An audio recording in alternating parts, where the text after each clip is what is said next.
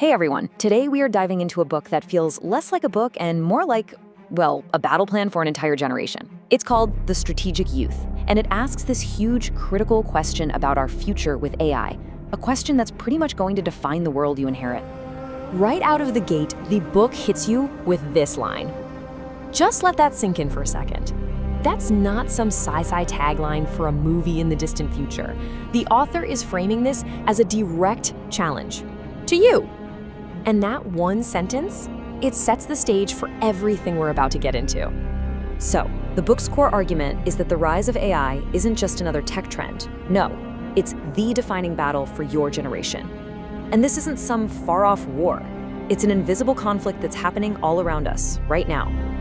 And that's what makes it so different, and maybe even a little scary. This battle is silent. It's not fought with armies, it's fought with algorithms. It's happening literally on your phone, in your social media feed, quietly shaping what you see, what you think, and the future you're walking straight into. You know, this is where the book just completely flips the script on the whole AI is evil narrative. Forget about the Terminator, forget the killer robots. The author says the real danger is much quieter and honestly way more likely. That we'll just surrender. That we'll give up our own thinking and our own choices just because it's easier. So how does a surrender like that even happen? Well, the book points to this powerful, almost irresistible force it calls the convenience trap. And seriously, just stop and think about that for a second. For your parents, life was completely different. Now, can you even imagine going a single day without some kind of algorithm guiding you? How on earth did we get so dependent so fast? Well, the book breaks it down into this really simple three-step process. See, it all starts with convenience. AI gives us faster answers, perfect recommendations, entertainment that never ends. It's awesome, right? But that leads straight into step 2, dependency. We start outsourcing our own brains. We don't remember phone numbers anymore. We don't learn directions. Our devices do it for us. And once that dependency is locked in, step 3 just naturally follows, control. The very systems that made life so easy now start to quietly influence our choices, our opinions, even what we believe. And look, this isn't some abstract, futuristic idea. This is happening right now. The news you get to see, which job applications even get noticed, who you might meet on a dating app, these are not small things. These are the absolute building blocks of your life, and they're all being filtered through lines of code.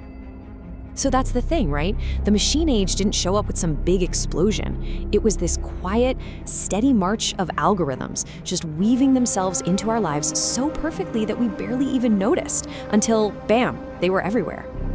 Okay, but this is not a story about doom and gloom, not at all. Because this is where the whole thing pivots. And honestly, this is where it gets incredibly empowering. Because against all this powerful tech, you have advantages. You have, let's call them human superpowers. Just look at this contrast for a second. An AI can process data. You can dream big. An AI follows its code. You can rebel against the norm. An AI can optimize a system, but you can ignite a movement. That messy, unpredictable, powerful human stuff, that's all yours. And this right here, this is the core of your advantage. It's purpose, it's empathy, creativity, courage. You can't code these things. They're not data points. They're the essence of the human spirit. An AI has processing power. You have purpose. So how do you actually use this advantage? The book lays out 3 strategic weapons for your arsenal. Purpose is your armor. It helps you filter out all the noise. Imagination becomes your active rebellion against a world that wants to serve you everything prepackaged. And real-world skill, actually knowing how to do things, becomes your most valuable currency. But this is more than just changing how you think. It's about actually doing something. So let's look at the practical blueprint the book lays out for building a future that puts people, not tech, back in the driver's seat. The big idea here is to stop just accepting the tech we're handed. It's about getting our hands dirty and actively building alternatives, systems for food, for communication, for money, that are designed to serve us, our communities, first and foremost. Okay, so the first pillar is food is freedom. I know it might sound a little strange, but think about it.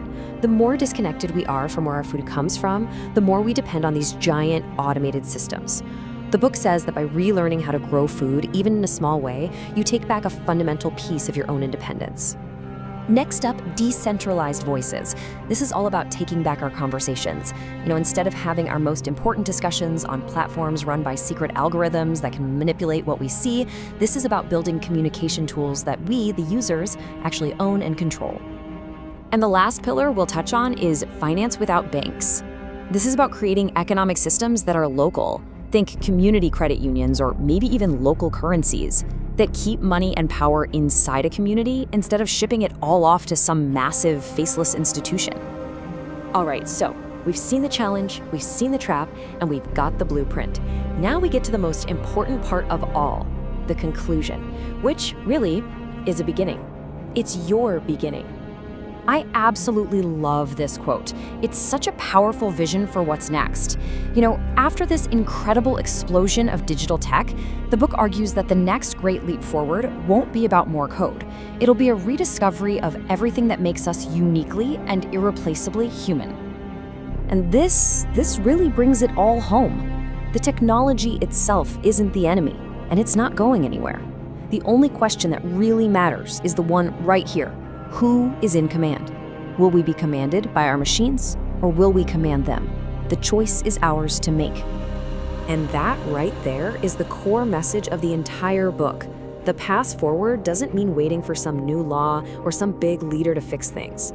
The future isn't something that just happens to you. It's built, one decision at a time. This battle for a human-centered world, it's won or lost in the small choices you make every single day. It starts now, it starts with you.